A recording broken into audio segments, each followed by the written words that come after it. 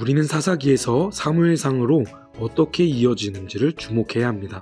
사사기에서 7번의 죄악의 악순환이 이루어지고 이스라엘은 하나님을 왕으로 인정하지 않고 각각 그 소견에 옳은 대로 행했습니다. 하지만 하나님은 한 이방 여인인 룻을 통해 하나님의 이야기를 이어가셨습니다. 사사기의 역사는 나선형 하강곡선을 그리며 점점 더 죄악된 길로 가게 되었지만 그 가운데 하나님은 하나님의 사람을 세우셨고 그를 통해 하나님의 역사를 이어가셨습니다. 사무엘상하는 히브리어 성경에는 한 권의 책이었습니다. 하지만 헬라어로 번역될 때 2권으로 나누어지게 되었습니다. 사무엘상은 다윗이 왕이 되기 전의 기록이고 사무엘하는 다윗이 왕이 된 이후의 기록입니다. 사무엘상은 중심 등장인물을 기준으로 3가지 단락으로 구분됩니다. 1장에서 7장까지는 마지막 사사이자 킹메이커인 사무엘에 대한 기록이고 8장부터 15장까지는 이스라엘의 첫 번째 왕인 사울, 16장부터 31장까지는 다윗이 등장합니다. 사무엘상은 문학적으로 재미있는 대결 구조로 전개됩니다.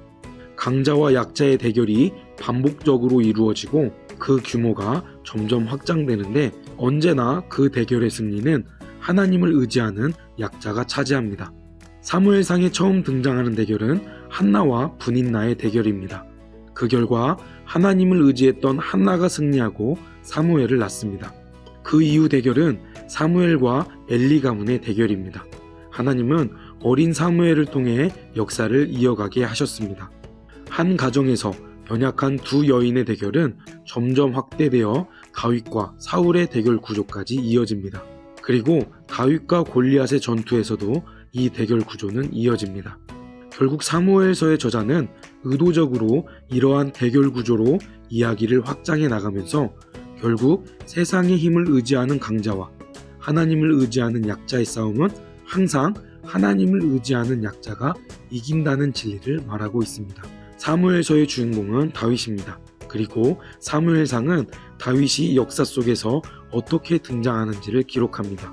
우리는 성경 전체를 볼 때 누가 왕인지의 관점으로 읽어야 합니다. 성경은 하나님을 왕으로 인정하는 자와 자신을 왕으로 인정하는 자의 대결이 이어집니다.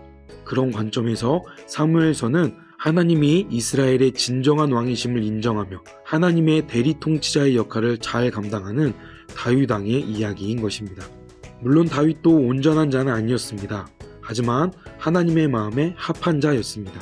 다윗은 그리스도의 인성을 나타내는 구약의 중요한 모델입니다. 다윗은 베들레헴에서 태어나 목자로 일했고 이스라엘의 왕이 되었습니다.